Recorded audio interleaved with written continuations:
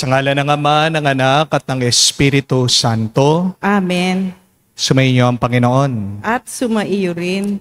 Mga kapatid, sa araw na ito ating pinagdiriwang ang banal na kapistahan ni Santa Teresa ng Avila. Siyang unang babae na hinirang bilang isang doktor o pantas ng ating simbahan. Isa siyang mistikong Carmelite na madre na tinulungan mga kaluluwa, ang mga mananampalataya para sa isang malalim na pagdarasal at pakikiugnay sa Diyos. At napakaganda po ng isang sinabi ni Santa Teresa ng Avila tungkol sa paghihirap at pagdurusa natin. Ang turo niya ay kapag tinanggap natin ang ating mga pagsubok, ang ating mga problema na may pagmamahal, na may pagtsatsaga, tayo ay nakakatanggap ng napakalaking biyaya. It is when we accept our sufferings with love and patience that surely we will obtain great graces. Kaya nga, kapatid, sa banal na misang ito, tayo magpatulong sa Kanya, naway sa harap ng ating mga iba't ibang suliranin, yakapin nating mahigpit na may pagmamahal, na may pagtsatsaga, na may pananalig sa Diyos.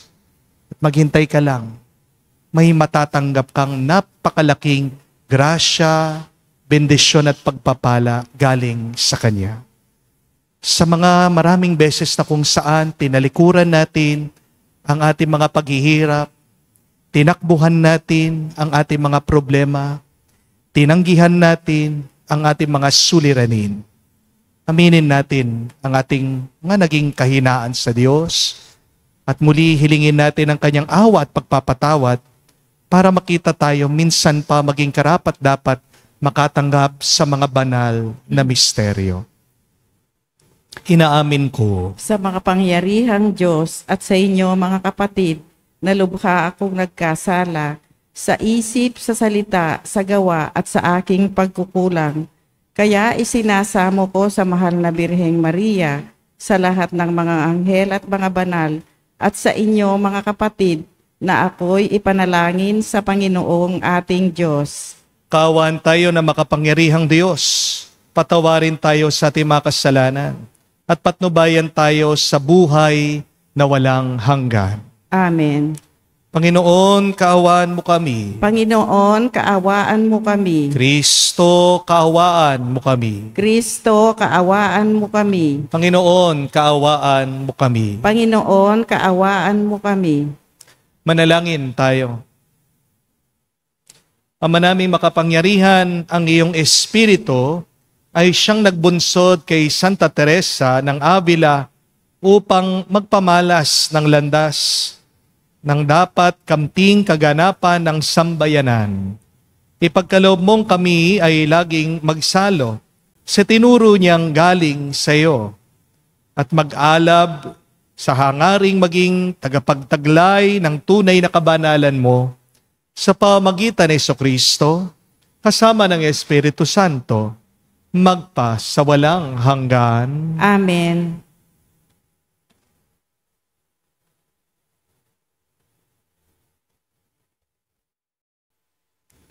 Pagbasa mula sa sulat ni Apostol San Pablo sa mga taga-Roma.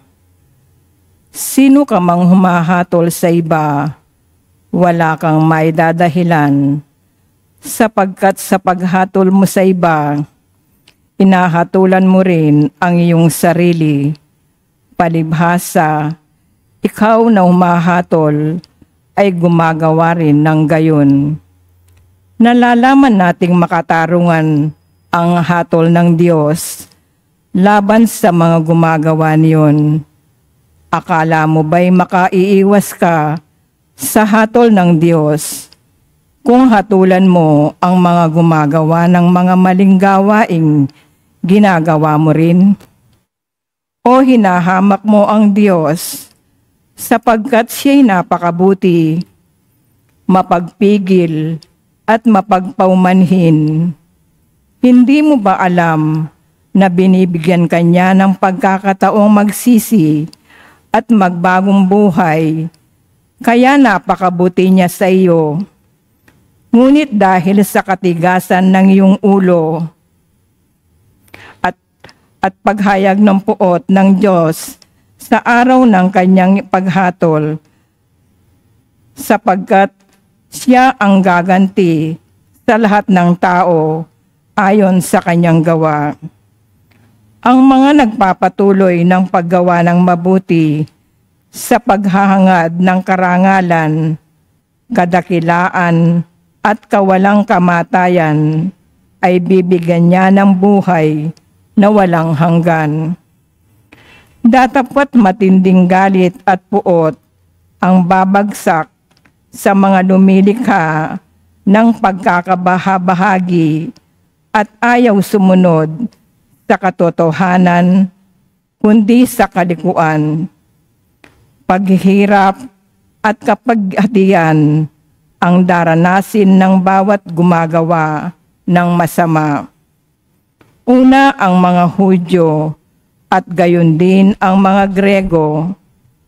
Ngunit karangalan, kapurihan at kapayapaan ang tatamuhin ng bawat gumagawa ng mabuti.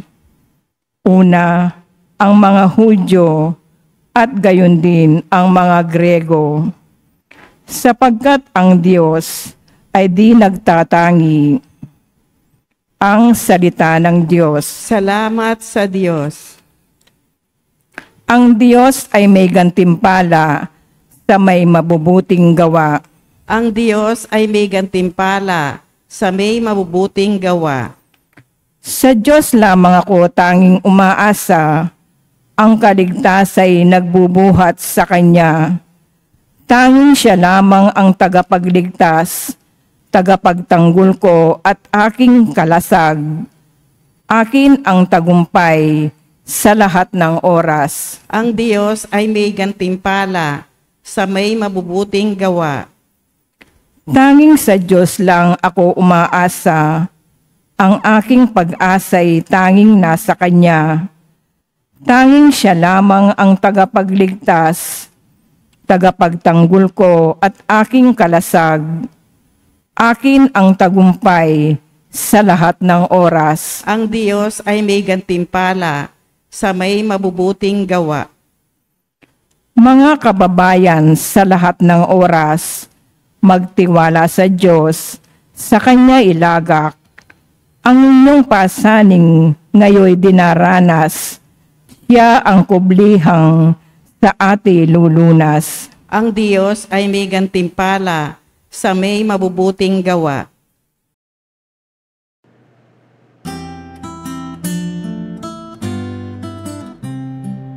Alleluia, alleluia, alleluia, alleluia, alleluia, alleluia, alleluia, alleluia, alleluia, alleluia, alleluia.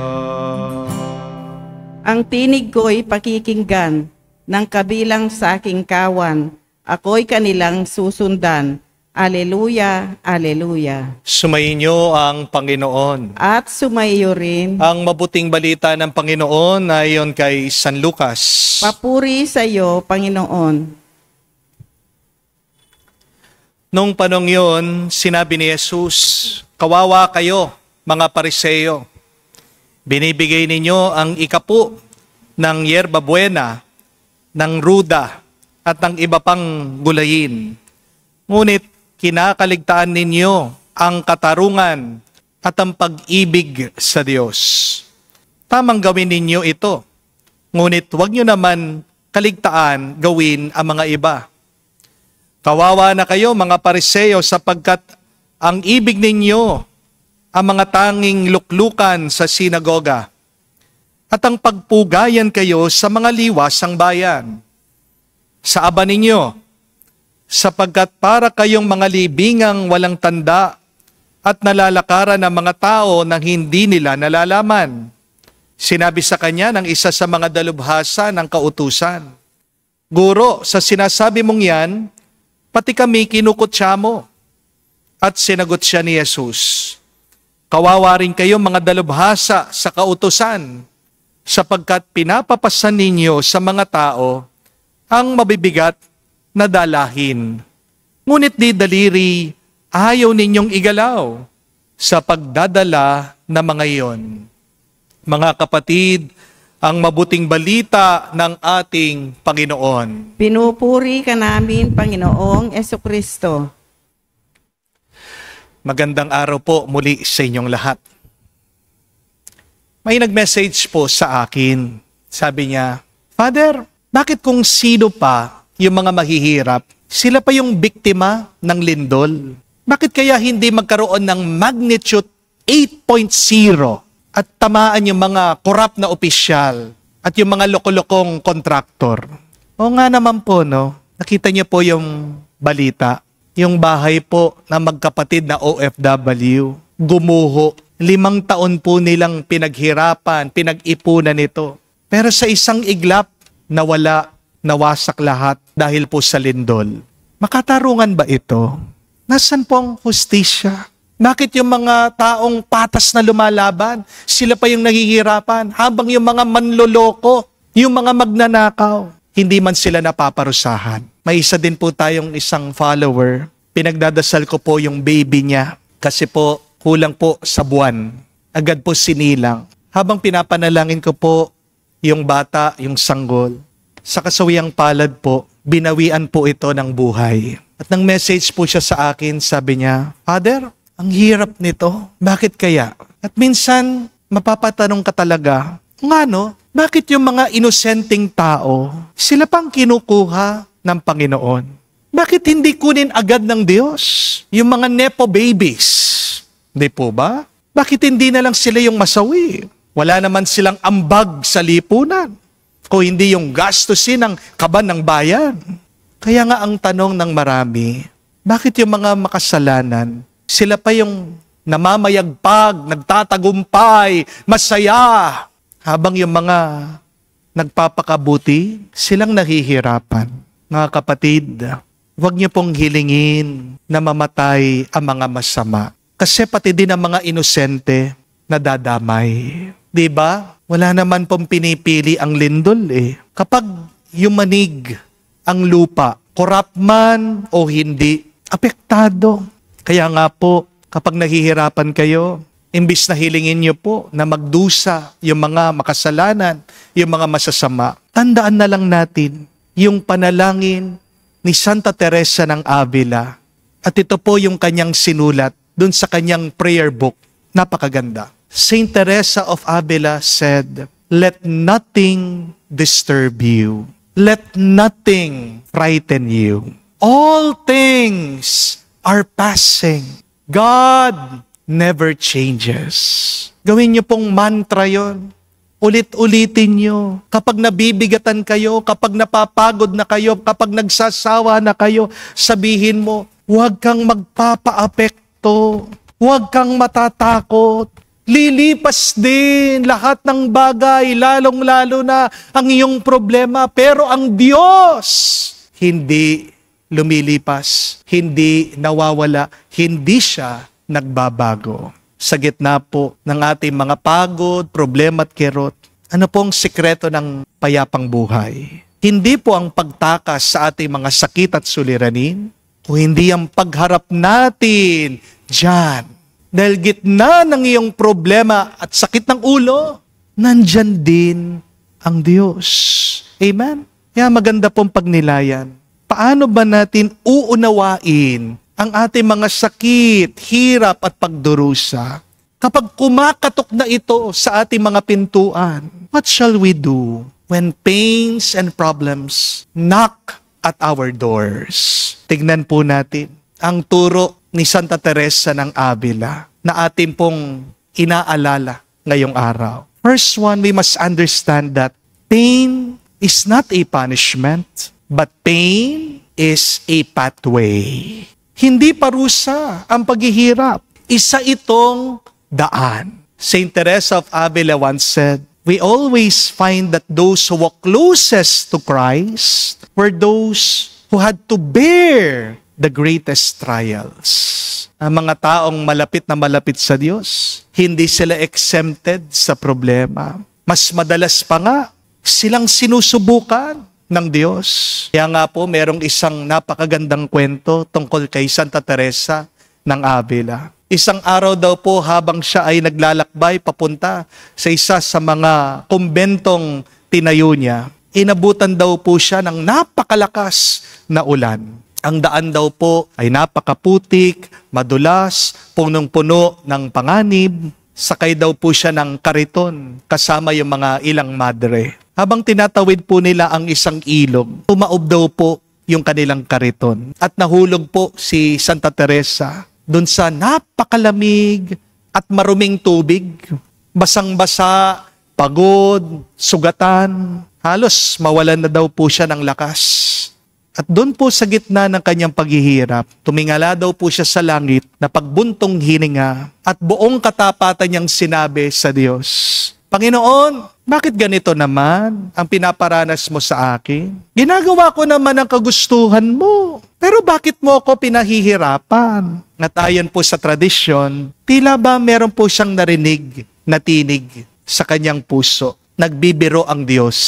Sinabihan siya, Teresa, ganyan ko kasi tratuhin ang aking mga kaibigan. Ngumiti daw po si Santa Teresa at sinagot ng Diyos sa kanyang dasal. Sabi, kaya pala, Panginoon, kakaunti lang ang kaibigan mo. This is why, O Lord, you have so little friends because this is how you treat your friends. You treat them badly. Hindi po reklamo yung sinabi ni Teresa, pero ito'y isang totoong pakikipag-usap sa kanyang kaibigan. Diba? Pag kaibigan mong isang tao, okay lang na mag-rant ka sa kanya, okay lang na magsabi-sabi ka. At ganyan po kasi ang tingin ni Santa Teresa sa Diyos.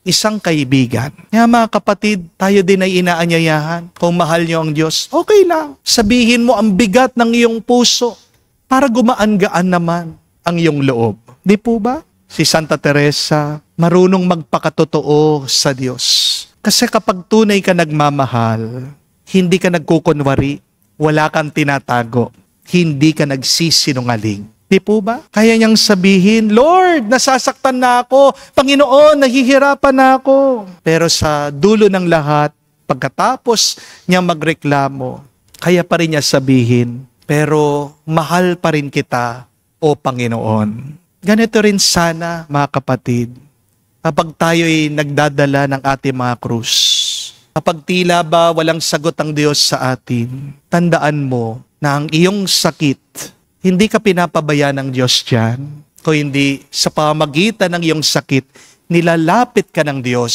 sa Kanya. Kaya kung nasasaktan ka ngayon, tandaan mo, pain is not a proof that God left you, but it is a proof that God is forming you.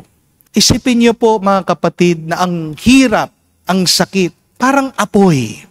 Tayo ang ginto ng Diyos, pinapadaan ka sa apoy para malinis ka, para kuminang ka. Basta tandaan mo, minsan, kailangan mong masunog para luminaw, para makita mo kung saan ka talaga dinadala ng Diyos. But secondly and lastly, remember this, when you are in pain, when you are suffering, that when God does not remove your pain, He redeems it. Kapag hindi inaalis ng Diyos ang iyong sakit, binabago niya ito at ginagawa niya itong biyaya para sa iyo. Teresa was not born holy. She was born human. Tao po, si Santa Teresa. Ang kwento nga, mahilig po siyang nagbabasa ng mga romance novel. Mahilig po siyang mag-ayos sa kanyang sarili, sa kanyang itsura. Mahilig po siyang tumawa. Pero nung namatay daw po yung kanyang ina, napakasakit, nagdamdam siya. Doon po nagsimula ang sakit. At sa gitna ng kanyang lungkot at pangungulila, tumingin daw po siya sa langit at nagsabi siya, Mama Mary, you're now my mother because mine is gone. Kapatid, minsan hindi tinatanggal ni Lord yung sakit mo kasi gusto ka lang niyang ilapit sa Kanya. Pain can become our doorway where grace enters. Pag hindi ka kasi nasaktan, sarado ka eh. Pansin niyo po, kapag nasasaktan tayo, doon tayo nagbubukas sa Kanya. Kapag nagbukas ka, doon ka lang makakatanggap ng biyaya, ng grasya. Di po ba? Huwag kang mag-alala dahil sabi din ni Santa Teresa, pain is never permanent. Balikan niyo yung kanyang sinulat. All things are passing. Lumilipas ang lahat. Pag mo sasabihin na permanente ito, hindi na magbabago. Mali ka dyan. Lahat ng bagay dito sa mundo nagbabago. Kahit na yung masamang mabigat na paghihirap mo. Hindi naman habang buhay ang iyong luha. Pero habang ikaw ay umiiyak, tandaan mo may ginagawa ang Diyos sa iyo. Pinapanday ka niya. Hinuhubog niya ang iyong puso. Ginagawa niyang mas mabuti, mas banal. Unawain mo, kapatid, ang mga sugat ng kahapon ay nandyan hindi para ikaw ay ipahiya, kundi para ikaw ay ihanda. Balikan niyo lahat nung nakalipas yung paghihirap. Lahat ng yan ay paghahanda. Dahil kung hindi ka dadaan sa paghihirap, kahit na dumating ang grasya, yan ay lilipas, yan ay mawawala sa iyo. God does not waste your pain. Your pain is your preparation. Your pain is your transformation. Kung ikaw ay nasasaktan ngayon, huwag kang matakot. Hindi ka pinaparusahan ng Diyos. Pinapaalalahanan ka lang niya. Hindi mo kailangan tumakbo sa sakit dahil palagi mo siyang kasama. Amen? Kaya mga kapatid, wag nating kalimutan ang tatlong karunungang ito galing kay Santa Teresa ng Avila para maibsan ang ating mga sakit, para tayo lumakas sa gitna ng ating mga problema. Ulit-ulitin mong dasalin, sabihin mo, una, ang sakit ko ay daan, hindi parusa.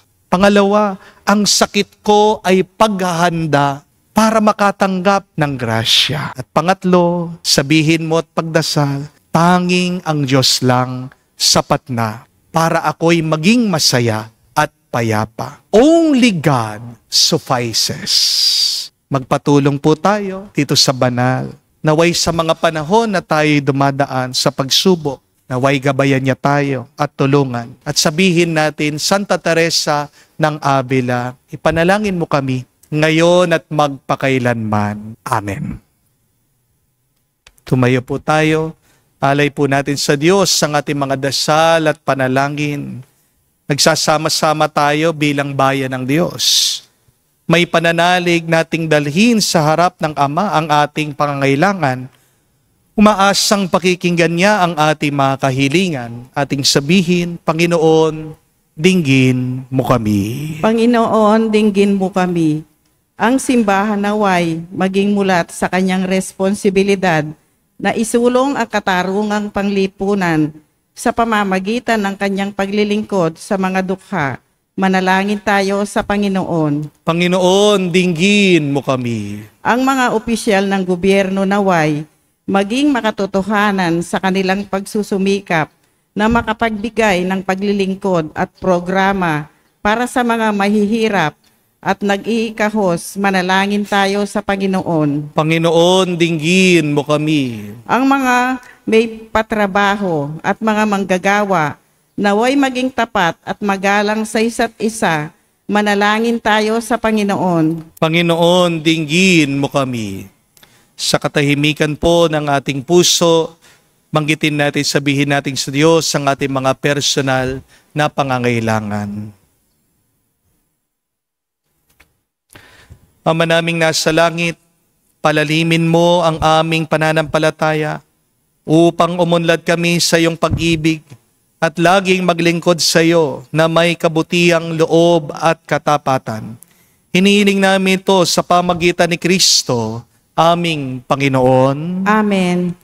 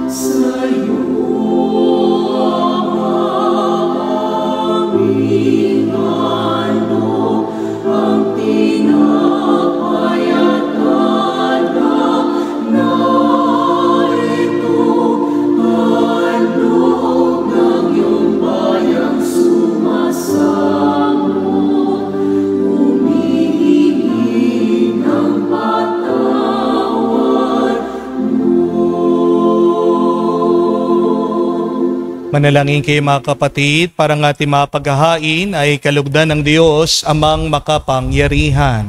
Tanggapin nawa ng Panginoon itong pag-aahahin sa iyong mga kamay, sa kapurihan niya at karangalan, sa ating kapakinabangan at sa buong sambayanan niyang banal. Ama naming lumikha, kalugdan mo ang aming mga alay sa iyong kadakilaan na pinaghandungan ni Santa Teresa ng paglilingkod ng iyong kinasihan sa pamagitan ni Jesucristo kasama ng Espiritu Santo magpa sa walang hanggan. Amen. Sumainyo ang Panginoon. At sumaiyo rin. Itaas sa Diyos sa inyong mga puso at diwa. Itinaas na namin sa Panginoon. Pasalamatan natin ang Panginoong ating Diyos. Marapat na siya ay pasalamatan. Ama namin makapangyarihan, tunay nga marapat ikaw ang aming pasalamatan.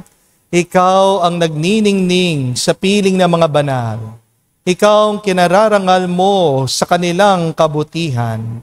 Binigay mo silang huwaran namin araw-araw at katuwang sa pagsamba sa iyong kamahalan. Sa pamagitan ng anak mong si Jesucristo, kami naliligid na mga banal na tao. Sila'y mga saksi na ang pananalig sa iyo ay magaganap namin sa ikararangal mo. Kaya kaisa na manghel nagsisiawit ng papuri sa iyo, na walang humpay sa kalangitan, kami nagbubunyi sa iyong kadakilaan.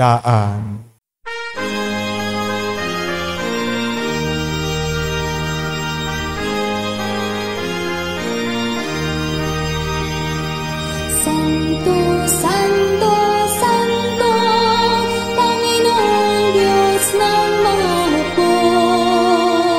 Napupuno ang langit at lupa ng kadakilaan mo. Hosana sa kaitasan, pinagpalang na paninito sa ngalan ng Panginoon. Hosana sa kaitasan, Hosana sa kaitasan. Ama naming banal, ikaw ang bukalanta ng kabanalan. Kaya't sa pamagitan ng iyong Espiritu, gawin mong banal ang mga kaloob na ito upang para sa amin maging katawan at dugo ng aming Panginoong Jesucristo. Bago niya pinagtiisang pusang loob na maging handog, hinawakan niyang tinapay, pinasalamatan kanya, pinaghati-hati niya iyon, inabot sa kanya malagad at sinabi, tanggapin ninyong lahat ito at kanin. Ito ang aking katawan na ihahandog para sa inyo.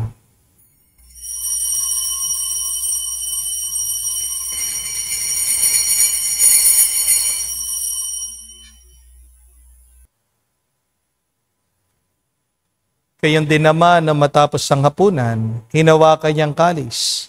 Muli kanyang pinasalamatan. Nabot niyang kalis sa kanya malagad at sinabi, tanggapin ninyong lahat ito at inumin. Ito ang kalis ng aking dugo, ng bago at walang hanggan tipan. Ang aking dugo na ibubuhos para sa inyo at para sa lahat, sa ipagpapatawad ng mga kasalanan. Gawin ninyo ito sa pag-aalaala sa akin.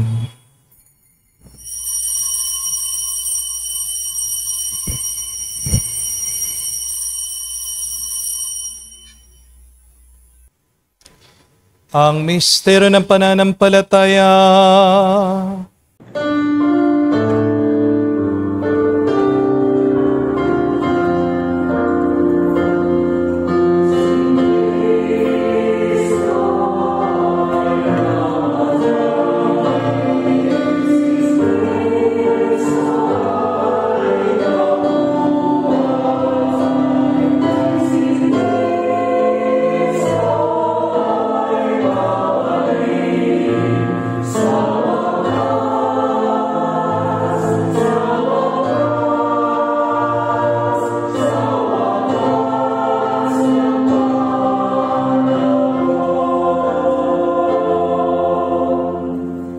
Ama, ginagawa namin ngayon ang pag-alaala sa pagkamatay muling pagkabuhay ng iyong anak.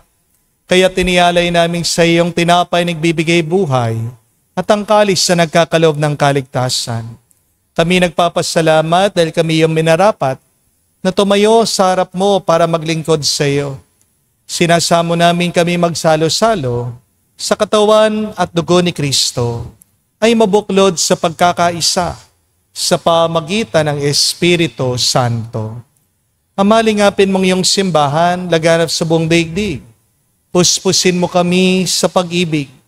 Kaisa ni Leon, ang aming Santo Papa, si Florentino, aming Arsobispo, at ng Tanang Kaparian. Alalahanin mo rin ang aming mga kapatid na nahimlay, may pag-asang sila'y muling mabubuhay. Gayon din naman lahat ng mga pumanaw. Kaawaan mo't sila't patuloyin sa iyong kaliwanagan. Kaawaan mo't pagindapatin kaming lahat na makasalo sa iyong buhay na walang wakas. Kaisa na Mahal na Birhen Maria, Ina ng Diyos, kaisa ni San Jose ang kanyang maluwalhating esposo, kaisa na mga apostol, lahat ng mga banal, si Santa Teresa ng Avila na namuhay dito sa daigdig na kalugod-lugod sa iyo. May pagdiwang nawa namin ang pagpupuri sa ikararangal mo sa pamagitan ng iyong anak, aming Panginoong Hesu Kristo. Sa pamamagitan ni Kristo, kasama niya at sa Kanya, ang lahat ng parangal at papuri ay sa iyo, Diyos Ama, makapangyarihan, kasama na Espiritu Santo, magpasawalang hanggan. Amen, amen, amen. Sa nakagaling na utos sa turo ni Jesus sa Panginoon natin at Diyos, ipahayag natin ang lakas, loob.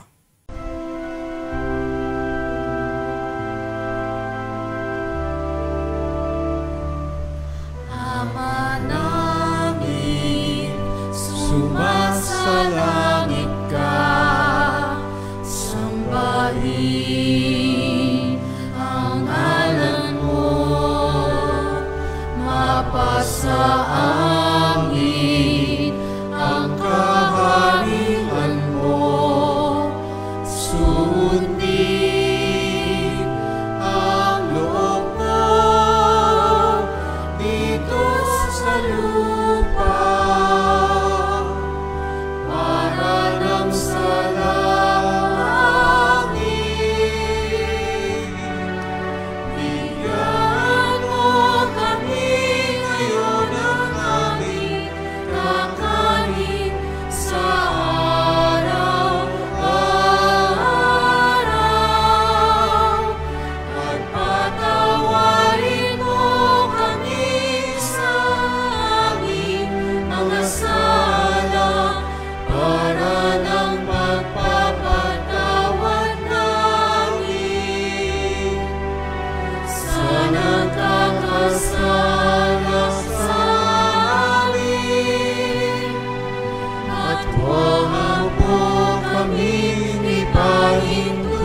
sa bukso at iadya mo kami sa lahat ng masama.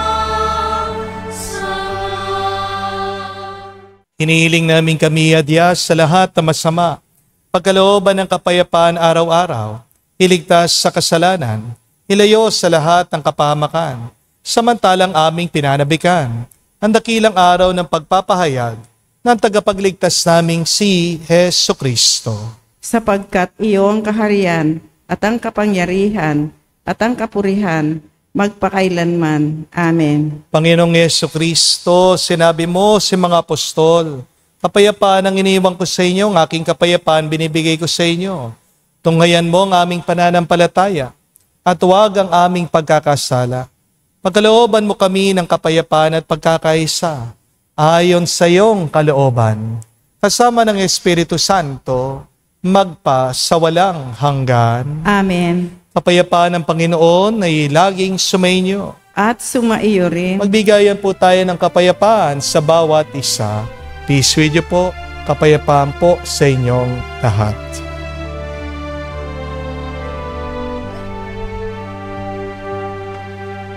Kordero ng Diyos na nag-aalis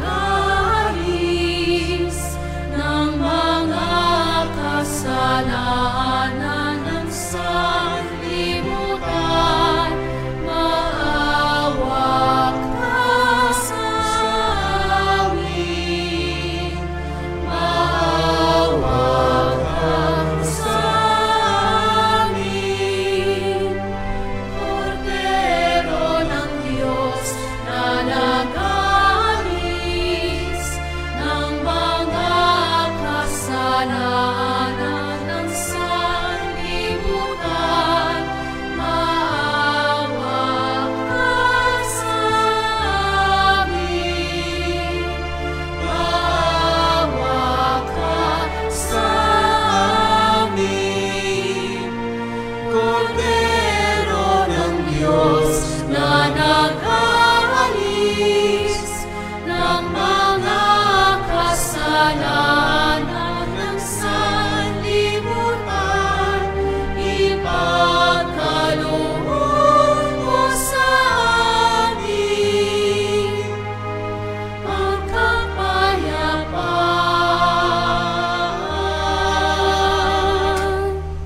Mga kapatid, naririto ang ating Panginoong Hesu Kristo, ang Kordero ng Diyos. Siya nag-aalis sa mga kasalanan ng sanlibutan.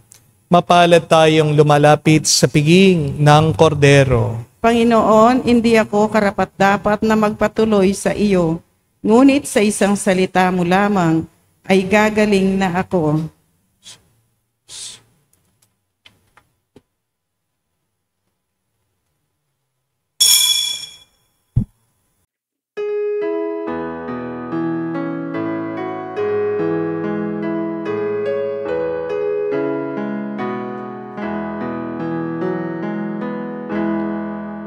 Tinanggap ko ang buhay na Diyos, puso ko ay nakalahad. Tinanggap ko buhay na Diyos, puso ko ay natubuan. Tinapay siya ng buhay, hinati at binigay para mangbigay buhay. Huwag mangamba kailanman. Tinanggap ko buhay na Diyos, puso ko ay nagalak. Tinanggap ko buhay na Diyos, puso ko ay natuwa.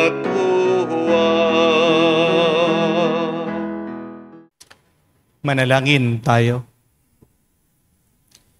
Ama namin mapagmahal, pinagsalo mo sa pagkaing iyong bigay ang tapat mong angkan. Gawin mong alinsunod sa halimbawa ni Santa Teresa, kami laging masayang makaawit ng pag-ibig mong walang maliw kailanman. Sa pamagitan ni Jesucristo kasama ng Espiritu Santo, magpa sa walang hanggan. Amen. Kahit na anong gawin po natin, tayo'y makakaranas ng sakit at hirap sa buhay na ito. Dahil tandaan natin, ang kirot, ang sakit at hirap ay tanda na tayo'y buhay pa. Pero anong gagawin natin? Paano natin mauunawaan ang mga problemang ito kapag sila'y kumakatok na sa ating buhay? Ulit-ulitin natin ang turo ni Santa Teresa ng Avila. Una, ang ating mga sakit ay daan patungo mas malapit sa Diyos, hindi sila parusa. Ang iyong sakit at hirap ay paghahanda para ikaw ay pagpalain. Kung hindi mo paghihirapan ang pera, kapag dumating, binigyan ka ng pera, gagastusin mo lang yan, mabilis na mawala. Di po ba?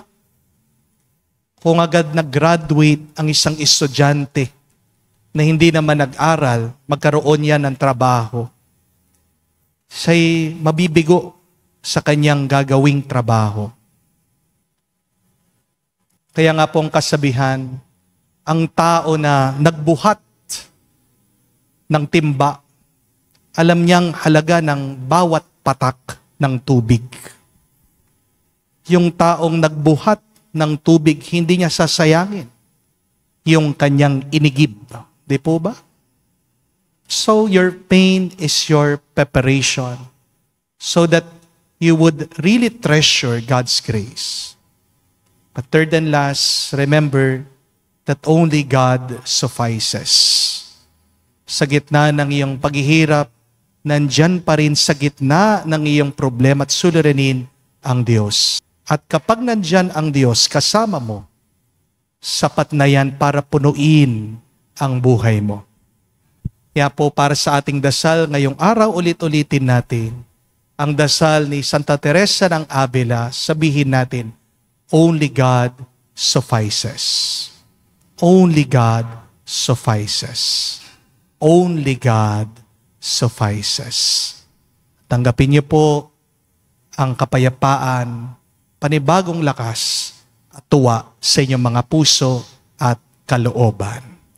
Sumainyo ang Panginoon. At sumaiyo rin. At kayo basbasan ng Diyos, makapangyarihan sa lahat. Sa ngalan ng Ama, ng Anak, ng Espiritu Santo. Amen. Ang ating misa ay natapos na. Humayo kayo sa kapayapaan ni Kristo. Salamat sa Diyos.